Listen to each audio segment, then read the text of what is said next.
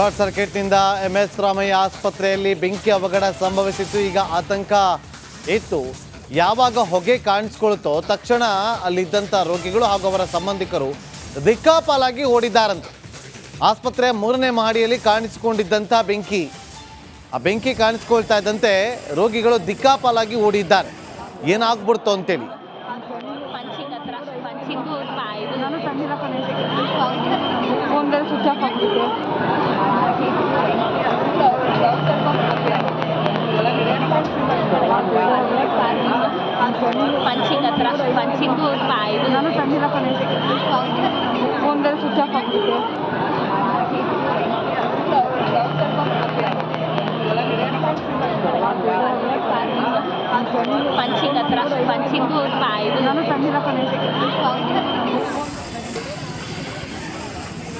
ಅಲ್ಲಿ ದೃಶ್ಯಗಳಲ್ಲಿ ಗಮನಿಸ್ತಾ ಇದ್ದೀವಿ. ಆಸ್ಪತ್ರೆ ಒಳಗಡೆ ಇದ್ದಂತಹ ಎಲ್ಲ ರೋಗಿಗಳು ಹಾಗೂ ಅವರ ಸಂಬಂಧಿಕರು ಹೊರಗಡೆ ಬರ್ತಾರೆ. ಇನ್ನು 3ನೇ ಮಹಡಿ ಇದೆಯಲ್ಲ, ಅಲ್ಲಿ ICU ಇತ್ತು ಅನ್ನೋ ಮಾಹಿತಿ ಇದೆ. ಅಲ್ಲಿ AC-ನಲ್ಲಿ ಶಾರ್ಟ್ ಸರ್ಕ್ಯೂಟ್ ಆಗಿದೆ. ಆದರೆ ಅದೇ ಸಂದರ್ಭದಲ್ಲಿ ಅದರ ಬ್ಲಾಸ್ಟ್ ಆಗಿದೆ ಅಂತ. ಅಂದರೆ ಶಾರ್ಟ್ ಸರ್ಕ್ಯೂಟ್ ಆದಾಗ AC-ನಲ್ಲಿ ಸಿಲಿಂಡರ್ ಇರುತ್ತೆ, ಅದು ಬ್ಲಾಸ್ಟ್ ಆಗಿದೆ ಅನ್ನೋ ಮಾಹಿತಿ ಈಗ ಸಿಗ್ತಾ ಇದೆ. ಮತ್ತಷ್ಟು ಮಾಹಿತಿಯನ್ನು ಕೊಡ್ತಾರೆ MS ರಾಮಯ್ಯ ಆಸ್ಪತ್ರೆ ಬಳಿಯಿಂದಲೇ ನಮ್ಮ ರಿಪೋರ್ಟರ್ ಸುರೇಶ್ ಈಗ ನೇರ ಸಂಪರ್ಕದಲ್ಲಿ ಜಾಯ್ನ್ ಆಗಿದ್ದಾರೆ. ಸುರೇಶ್, ಸದ್ಯಕ್ಕೆ ಅಲ್ಲಿನ ಪರಿಸ್ಥಿತಿ ಹೇಗಿದೆ, ಏನಾಯಿತು, ಮಾಹಿತಿ ಕೊಡ್ಬೋದಾ ಸುರೇಶ್?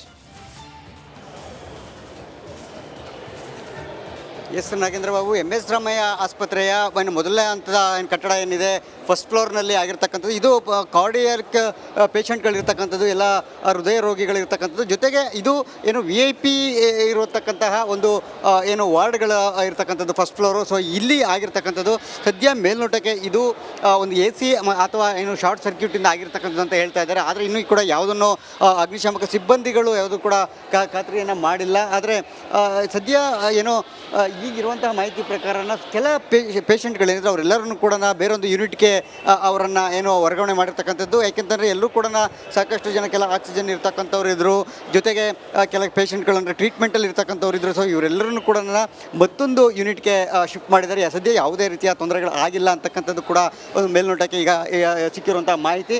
ಜೊತೆಗೆ ಇನ್ನು ಮೊದಲ ಹಂತದ ಏನು ಕಟ್ಟಡ ಇದೆ ಅಲ್ಲಿ ಇನ್ನೂ ಕೂಡ ಬೆಂಕಿಯನ್ನು ನಂದಿಸುವಂತಹ ಕೆಲಸ ಇನ್ನೂ ಕೂಡ ನಡೀತಾ ಇದೆ. ಜೊತೆಗೆ ಮೇಲ್ಗಡೆ ಸುಮಾರು ಒಂದು ಮೊಣಕಾಲುದಷ್ಟು ಅಂದರೆ ಸುಮಾರು 1.5 ಅಡಿ ಇದಷ್ಟು ನೀರು ನಿಂತಿರ್ತಕ್ಕಂಥದ್ದು ಕೂಡ ಈಗ ಮಾಹಿತಿ ಇರ್ತಕ್ಕಂಥ ಮೇಲ್ಗಡೆ ಸಂಪೂರ್ಣವಾಗಿ. ಏಕೆಂದರೆ 2 ಅಗ್ನಿಶಾಮಕ ಸಿಬ್ಬಂದಿಯ ಇರತಕ್ಕಂತಹ ವಾಹನಗಳೇನಿತ್ತು ಆ ವಾಹನಗಳ ಮೂಲಕ ಅಷ್ಟು ನೀರನ್ನು ಕೂಡ ಏನು ಇಲ್ಲಿ ಬೆಂಕಿ ನಂದಿಸೋದಕ್ಕೆ ಬಳಸಿರ್ತಕ್ಕಂಥದ್ದು. ಸೊ ಹೀಗಾಗಿ ಇಲ್ಲಿ ಏನು ಸದ್ಯ ಮೇಲ್ಗಡೆಗೆ ಹೋಗೋದಕ್ಕೆ ಮಾಧ್ಯಮದವ್ರಿಗೆ ಆಗಲಿ ಅಥವಾ ಯಾರಿಗೂ ಕೂಡ ಅವಕಾಶನ ಕೊಟ್ಟಿಲ್ಲ. ಸದ್ಯ ನಾನು ಇಲ್ಲಿ ತೋರಿಸ್ತಾ ಹೋಗ್ತೇನೆ ನಿಮಗೆ ಮೇಲ್ಗಡೆ ಯಾವ ರೀತಿಯಾಗಿ ಯೂನಿಟ್ ಇತ್ತು ಅಂತಕ್ಕಂಥದ್ದನ್ನು. ಇಲ್ಲಿ ಫಸ್ಟ್ ಫ್ಲೋರ್ ಏನಿಲ್ಲಿ ನೀವು ನೋಡ್ತಾ ಇದ್ದೀರಿ, ಇಲ್ಲಿ ಆ ಫಸ್ಟ್ ಫ್ಲೋರ್ನಲ್ಲೇ ಇರ್ತಕ್ಕಂತಹ ಒಂದು ಕಟ್ಟಡದಲ್ಲಿ ಆಗಿರ್ತಕ್ಕಂಥದ್ದು ಫಸ್ಟ್ ಫ್ಲೋರ್ನಲ್ಲಿ. ಜೊತೆಗೆ ನಾನು ನಗೇಂದ್ರ ಬಾಬು ಹಾಗೆ ನೀವು ದೃಶ್ಯಾವಳಿಯಲ್ಲೇ ಇರ್ರಿ, ನಾನು ಮತ್ತಷ್ಟು ವಿಷಲ್ಸ್ಗಳನ್ನು ಆ ಗ್ಲಾಸ್ಗಳು ಬ್ಲಾಸ್ಟ್ ಆಗಿರ್ತಕ್ಕಂಥದ್ದು ಎಲ್ಲವನ್ನು ತೋರಿಸುವಂಥ ಪ್ರಯತ್ನವನ್ನು ಮಾಡ್ತೇನೆ ನಾನು ದೃಶ್ಯಾವಳಿಯಲ್ಲಿ.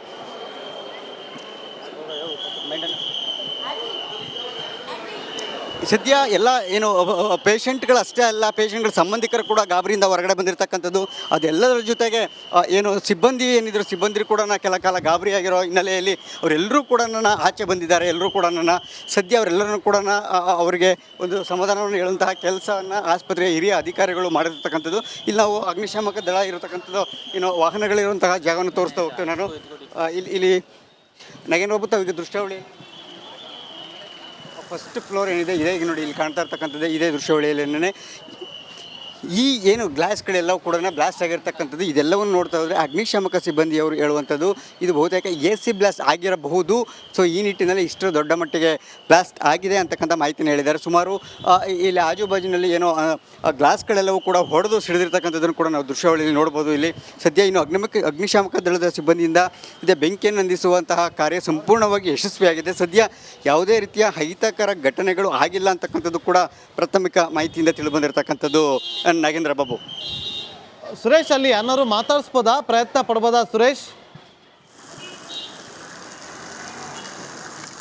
ಎಸ್, ಖಂಡಿತವಾಗ್ಲೂ ನಾಗೇಂದ್ರ ಬಾಬು ನಾನು ಮಾತಾಡಿಸುವಂಥ ಪ್ರಯತ್ನವನ್ನು ಮಾಡ್ತೇನೆ. ಸರ್ ಇಲ್ಲ ಸರ್, ನಾನು ನೋಡಿಲ್ಲ ಮೇಂಟೆನೆನ್ಸ್. ನಾನು ಆ ಥರ ನೋಡಿಲ್ಲ, ಲೇಟ್ ಆಯ್ತು ನಾನು ಬಂದಾಗ. Electrical maintenance, plumbing maintenance. ಹೌದು, ಏನಾಗಿರಬಹುದು ಅಂತ ಏನಾಗಿದೆ ಅಂತ ನಾನು ಒಳಗೆ ಹೋಗಿ ನೋಡಿಲ್ಲ ಸರ್. ಇಲ್ಲಿ ನೀವು ಘಟನೆ ಸಂದರ್ಭದಲ್ಲಿ ನೀವು ಇರಲಿಲ್ಲ? ಇಲ್ಲ ಸರ್, ಇಲ್ಲ. Okay okay okay. ಸದ್ಯ ಪ್ರತ್ಯಕ್ಷದರ್ಶಿಗಳು ಯಾರು ಇಲ್ಲ, ಯಾಕೆಂತಂದರೆ ಸಹಜವಾಗಿ ರೋಗಿಗಳು ಮತ್ತು ರೋಗಿಯ ಸಂಬಂಧಿಕರಷ್ಟೇ ಇದ್ದಿದ್ದು. ನೋಡೋಣ, ಮಾತಾಡಿಸುವಂಥ ಒಂದು ಪ್ರಯತ್ನವನ್ನು ನಾನು ಮಾಡ್ತೀನಿ, ಯಾರು ಇದ್ದೀರಾ ಅಂತಂದೇಳಿ. ಸರ್, ತಾವೇನಾದರೂ ಘಟನಾ ಸ್ಥಳದಲ್ಲಿ ಇದ್ದೀರಾ ಸರ್? ಗೊತ್ತಿಲ್ಲ. ಓಕೆ. ಸದ್ಯ ಇಲ್ಲಿ ಯಾರು ಕೂಡ ಘಟನೆ ಒಂದು ಸ್ಥಳದಲ್ಲಿ ಆ ಕ್ಷಣದಲ್ಲಿ ಯಾರು ಇರಲಿಲ್ಲ ಅಂತಕ್ಕಂಥದ್ದು ಕೂಡ ಮಾಹಿತಿ. ಯಾಕೆಂತಂದರೆ ಸಿಬ್ಬಂದಿಗಳು ಆಸ್ಪತ್ರೆಯ ಹೊರತುಪಡಿಸಿ ಯಾರು ಕೂಡ ಇಲ್ಲ ಅಂತಕ್ಕಂಥದ್ದನ್ನು ಹೇಳ್ತಾ ಇರ್ತಕ್ಕಂಥದ್ದು. ಸುರೇಶ್, ಹಾಗೆ ಸಂಪರ್ಕದಲ್ಲಿರಿ. ಮತ್ತೊಂದು ಬ್ರೇಕಿಂಗ್ ಅಪ್ಡೇಟ್ ಲಭ್ಯವಾಗ್ತಾ ಇದೆ. ಈಗ ಶಾರ್ಟ್ ಸರ್ಕಿಟ್ನಿಂದ ಈಗ ಬೆಂಕಿ ಅವಘಡ ಸಂಭವಿಸಿದೆ ಅನ್ನುವ ಮಾಹಿತಿ ಅಪ್ಡೇಟ್ ಸಿಗ್ತಾ ಇದೆ. ಪಕ್ಕದ ಟೀಚಿಂಗ್ ಆಸ್ಪತ್ರೆಗೆ ರೋಗಿಗಳನ್ನು ಸ್ಥಳಾಂತರಿಸಲಾಗಿದೆ. ಈ ಹಿಂದೆ ರಿಪಬ್ಲಿಕ್ ಕನ್ನಡಕ್ಕೆ ಮಾತನಾಡಿದಂಥ PRO ಚಂದ್ರ ಅವರು ಈ ಬಗ್ಗೆ ಮಾಹಿತಿಯನ್ನು ಕೊಡ್ತಾ ಇದ್ರು. ಯಾವ ರೋಗಿಗೂ ಕೂಡ ಯಾವುದೇ ಅಪಾಯ ಆಗಿಲ್ಲ, ಯಾವುದೇ ಸಮಸ್ಯೆ ಆಗಿಲ್ಲ. ಶಾರ್ಟ್ ಸರ್ಕ್ಯೂಟ್ನಿಂದಾಗಿ ಬೆಂಕಿ ಅವಘಡ ಸಂಭವಿಸಿದೆ. ತಕ್ಷಣ ರೋಗಿಗಳೆಲ್ಲರೂ ಕೂಡ ಹೊರಗಡೆ ಬಂದರು ಅಂತೇಳಿ ರಿಪಬ್ಲಿಕ್ ಕನ್ನಡಕ್ಕೆ ಆಸ್ಪತ್ರೆ PRO ಆಗಿರುವಂಥ ಚಂದ್ರ ಅವರು ಎಕ್ಸ್ಕ್ಲೂಸಿವ್ ಆಗಿ ಪ್ರತಿಕ್ರಿಯೆಯನ್ನು ಕೊಟ್ಟಿದ್ದಾರೆ.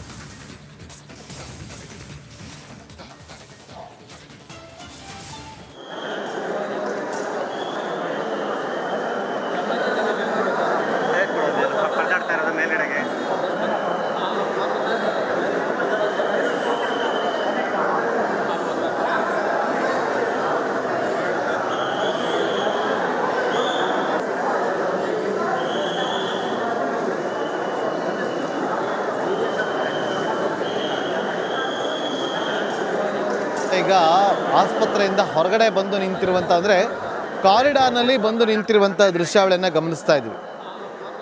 ನೋಡಿ, ಎಲ್ಲರೂ ಕೂಡ ನಿಂತಿದ್ದಾರೆ. ಅಲ್ಲಿ ICU ವಾರ್ಡ್ ಇತ್ತು. ICU ವಾರ್ಡ್ನಿಂದ ಎಲ್ಲರೂ ಕೂಡ ಹೊರಗಡೆ ಬಂದು ನಿಂತಿದ್ದಾರೆ. ನೋಡಿ, ಇಲ್ಲಿ ದೃಶ್ಯಾವಳಿ ನೋಡ್ತಾ ಇದ್ದೀವಿ. ಆಸ್ಪತ್ರೆ ಸಿಬ್ಬಂದಿಗಳಿದ್ದಾರೆ, ಅಧಿಕಾರಿಗಳಿದ್ದಾರೆ. ಎಲ್ಲರೂ ಕೂಡ ಅಲ್ಲಿ ಬಂದು ಕಾರಿಡಾರ್ನಲ್ಲಿ ನಿಂತು ಏನಾಗಿದೆ ಅಂತೇಳಿ ಆತಂಕದಿಂದಲೇ ನೋಡ್ತಿದ್ದಾರೆ. ಸಾಮಾನ್ಯವಾಗಿ ಆಸ್ಪತ್ರೆಗಳಲ್ಲಿ ಇಂಥ ಅವಘಡ ಸಂಭವಿಸಿದಾಗ ಆತಂಕ ಎದುರಾಗುತ್ತೆ.